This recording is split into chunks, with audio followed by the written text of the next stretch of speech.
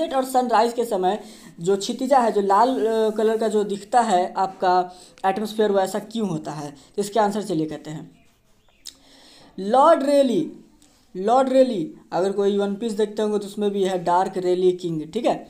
Lord रेली। जय हिंद दोस्तों, तो क्या हाल है? आशा करता हूँ कि आप सभी अच्छे होंगे, आप सब अपने अपने एग्जाम की तैयारी में लगे होंगे। तो मेरे प्यारे दोस्तों, पिछला क्लास जो आपने देखा था और जो क्लास आपने किया था उसमें आप लोग ने बायोलॉजी के और केमिस्ट्री के इम्पोर्टेंट क्वेश्चंस को देखे थे, जिसमें कि सेक्शन ए चला था। आज हम लोग देखने वाले हैं फिजिक्स के इम्पॉर्टेंट क्वेश्चन, जो कि शॉर्ट होगा, जो कि शॉर्ट टाइप होगा। 2 नंबर और 5 नंबर वाला भी कुछ क्वेश्चन इसमें इंक्लूडेड है, जो कि पार्ट 3 है। इससे पहले आपने इसका पार्ट 2 देखा था, उसका सेक्शन ए से लेकर डी तक देखा था। अभी हम लोग इसका सेक्शन ए देखेंगे, जिसमें कि मोस्ट इंपॉर्टेंट 5 क्वेश्चन को डिस्कस करेंगे विथ आंसर, ठीक है। 5 most important questions with answer अभी डिस्कस करने वाले हैं। तो वीडियो समझ गए कि क्या होने वाला है। चलिए करते वीडियो को स्टार्ट। 9 बजे आपको ये वीडियो ऐसे मिल जाएगी। अभी 8 बज रहा है, 8 बजे इसको ऐसे रिकॉर्डिंग में लगा हुआ है, एडिटिंग वगैरह करके 9 बजे तक आपको ऐसे दे दी जाएगी। तो चलिए ऐसे करते वीडियो को स्टार्ट। पहला क्वेश्चन जो कि आपके स्क्रीन पर है, मिस मत कीजिएगा, 5 क्वेश्चन ही डिस्कस करेंगे, क्योंकि 4 सेक्शन, टोटल 20 क्वेश्चन है, तो 5 सेक्शन आपका इसका बांटा जाएगा और बहुत इंपॉर्टेंट क्वेश्चन सारे इसमें इंक्लूडेड है, तो मिस मत कीजिए। चलिए करते वीडियो को स्टार्ट। पहला क्वेश्चन जो कि आपके स्क्रीन पर है, ध्यान से देखिएगा। अगर पावर से कोई क्वेश्चन हो, पावर ऑफ लेंस है, उसको मिस मत कीजिएगा। जो कि पहला क्वेश्चन है, कहता है किसी उत्तल लेंस को पानी में पूर्णतः डुबाने पर उसकी फोकस दूरी बढ़ जाती है, क्यों? आंसर दीजिए। अगर आप किसी उत्तल लेंस को पानी में डुबा दोगे ना, तो उसका जो फोकस दूरी है ना, वो बढ़ जाता है। तो आखिर ऐसा क्यों होता है, व्हाई? तो इसका आंसर ये होगा ना कि देखिए, किसी लेंस की फोकस दूरी निम्न सूत्र द्वारा दी जाती है। देखिए, किसी भी लेंस का अगर आपको फोकस दूरी निकालना है तो उसका फॉर्मूला आपको दिया जाता है 1/f = μ/μ1 - 1 1/r - 1/r2। हम लोग को ये मालूम है, ठीक है। जहाँ लेंस पदार्थ पर अपवर्तक तथा माध्यम का अपवर्तनांक तथा R1 एवं R2 लेंस के सतहों की वक्रता त्रिज्याएं हैं। इसीलिए आपका आगे कहता है, अतः दिए गए लेंस के लिए f डायरेक्टली प्रोपोर्शनल μ1/μ - μ1, ठीक है। और लेकिन हवा के लिए म्यू का मान हम लोग को पता है कि 0 होता है, तो हम लोग पुट करते हैं म्यू को वैल्यू। तो f डायरेक्टली प्रोपोर्शनल fa = 1/μ - μ1, तथा पानी के लिए म्यू का वैल्यू होता है हम लोग का 4/3, ठीक है। तो f water is directly proportional to 4/3 μ - 4। तो अब इसको जब सॉल्व करोगे वाटर बटे एयर, जब इसको वाटर बटे एयर करने वाले हो, तो जब सॉल्व करोगे ना, तो आपका 1 से आपका क्या आएगा, ग्रेटर आएगा, ठीक है। इसीलिए वाटर का एयर के मुकाबले में आपका फोकस दूरी बढ़ जाता है, ठीक है, क्योंकि जब सॉल्व करने पे वाटर का वैल्यू ज़्यादा आ जाता है। चलिए क्वेश्चन नंबर 2 की तरफ आते हैं। सूर्योदय तथा सूर्यास्त के समय क्षितिज लाल प्रतीत क्यों होता है? ये आपका 10th में भी बहुत इंपॉर्टेंट क्वेश्चन था। जब मैंने पढ़ा था तो ये 10th में क्वेश्चन आया था, 12th में भी ये क्वेश्चन बहुत इंपॉर्टेंट क्वेश्चन रखता है। खुद में इसका एक महत्व है, एक अहमियत है, इसको भूल से भी मिस मत कीजिएगा। तो क्वेश्चन 2, सनसेट और सनराइज के समय जो क्षितिजा है, जो लाल कलर का जो दिखता है आपका एटमॉस्फेयर, वो ऐसा क्यों होता है? तो इसके आंसर चलिए कहते हैं लॉर्ड रेली, अगर कोई वन पीस देखते होंगे तो उसमें भी है डार्क रेली किंग, ठीक है। लॉर्ड रेली के अनुसार प्रकीर्ण तीव्रता 1 तरंग लंबाई लैम्डा के 4th पावर के व्यक्तुक्रमानुपाती होती है, ठीक है, अर्थात I directly proportional to 1/4 lambda. सूर्योदय तथा सूर्यास्त के समय सूर्य की किरण तिरछी दिशा में वायुमंडल में अधिक दूरी तय करके हमारे आंखों पर पहुंचती है, अतः प्रकाश के लाल रंग तरंग लंबाई अधिक तथा नीला या बैंगनी का कम होता है, ठीक है। इस कारण से प्रकाश के लाल रंग का प्रकीर्णन कम तथा नीला या बैंगनी का प्रकीर्णन सबसे अधिक होता है। इससे नीला या बैंगनी वायुमंडल में विलीन हो जाती है। लाल किरणों का प्रकीर्णन कम होने से वह बचा रह जाता है। इस कारण से सूर्योदय और सूर्यास्त के समय क्षितिज लाल प्रतीत होता है। लाल का ही मेन काम है, ठीक है।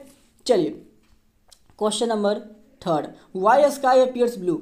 आपने देखा होगा जब मैं इंग्लिश में वीडियोस बनाता हूँ, मैं कहीं रुकता या अटकता नहीं, उसमें मुझे कोई दिक्कत नहीं होती। लेकिन हाँ, हिंदी में मुझे दिक्कत होता है, जो कि आपने हर वीडियोज़ में देखा होगा। इंग्लिश के भी मैं जब ऐसे वीडियोज़, बायोलॉजी का मैं इंग्लिश में वीडियोज़ लाता हूँ तो उसमें आपको देखे होंगे, उसमें मुझे कहीं कोई प्रॉब्लम नहीं होता है, फ्लुएंट चलता है, क्योंकि जो मेरा बेसिक्स है इंग्लिश में ज़्यादा अच्छा हाथ पकड़ है, उसमें मैं अच्छे से कमांड कर लेता हूँ, तो मैं अच्छे से समझा भी सकता हूँ। हिंदी में थोड़ा सा दिक्कत हो जाता है, तो अभी चल रहा है, सीख रहा हूँ आपको अच्छे से लेकिन बताने का। हाँ, इंग्लिश के सभी क्वेश्चन, लेकिन आप लोग का डिमांड है कि सर क्वेश्चन चाहिए तो हिंदी में ही, ठीक है। इसके तहत ऐसे मजबूरी में हमको हिंदी में लिखना पड़ता है, हिंदी में लाना पड़ रहा है। जिस दिन बोलोगे कि इंग्लिश में सारे लोग चाहिए, तो उस दिन ऐसे इंग्लिश में आपको क्वेश्चंस मिलेंगे। चलिए, वाई स्काई अपीयर्स ब्लू, आकाश नीला क्यों दिखाई पड़ता है, बहुत इंपॉर्टेंट क्वेश्चन है। वायुमंडल में जल कण, धूल कण, धातुओं के कण तथा गैस के अणु उपस्थित रहते हैं। सूर्य का श्वेत प्रकाश इन कणों पर आपतित होती है। कण इन प्रकाशों की प्रकीर्णन स्कैटरिंग करता है। इसमें लाल रंग के प्रकाश की तरंग लंबाई सबसे अधिक होती है, अतः इसका स्कैटरिंग यानी कि प्रकीर्णन कम होता है, परंतु नीला रंग का तरंग लंबाई सबसे कम होता है। इसमें प्रकाश प्रकीर्णन स्कैटरिंग सबसे अधिक होता है। इस कारण से आकाश में नीले रंग के प्रकाश सबसे अधिक है पाए जाते हैं, जिससे आकाश नीला या आसमानी दिखाई पड़ता है। चलिए, क्वेश्चन नंबर 4 बहुत इंपॉर्टेंट है। What is light year. आप क्वेश्चन उठाकर देखना, अगर सब्जेक्टिव टाइप का सिर्फ क्वेश्चन पूछा जाता है ना, उसमें यह क्वेश्चन बहुत बार पूछा गया है। व्हाट इज लाइट ईयर, प्रकाश वर्ष क्या है, बहुत इंपॉर्टेंट है, बहुत इंपॉर्टेंट है, इसको मिस मत कीजिएगा। चलिए, कहता है निर्वात वैक्यूम में प्रकाश एक वर्ष में जितनी दूरी तय करती है उसे प्रकाश वर्ष कहते हैं, ठीक है। वैक्यूम में जितना दूरी ऐसे ट्रैवल कर ले एक वर्ष में, उसे प्रकाश वर्ष कहते हैं। प्रकाश वर्ष का विमा, दूरी का विमा बराबर L, ठीक है। अब निर्वात में प्रकाश द्वारा 1 सेकंड में तय की गई दूरी, 1 सेकंड में आपका जो तय करता है ना, 3 × 10⁸ मीटर पर सेकंड। एक प्रकाश ईयर आपका बराबर, अगर इसको सॉल्व करोगे तो निकलेगा 365 को सॉल्व कीजिए, ठीक है। ओवरऑल जब इसको सॉल्व करोगे तो आपका मीटर में आएगा 9.461 × 10⁻12 किलोमीटर पर आवर। सूर्य से पृथ्वी का तक प्रकाश को आने में लगभग 8 मिनट लगता है, अतः सूर्य से पृथ्वी की दूरी 8 प्रकाश मिनट होती है। इसको याद रखेंगे, ठीक है। आगे चलते हैं। इसी में पृथ्वी से निकटतम तारा की दूरी 22 प्रकाश वर्ष की है। चलिए चलते हैं आगे। क्वेश्चन नंबर लास्ट जो कि 5 है। What do you understand by dispersion of light. ये भी बहुत इंपॉर्टेंट है।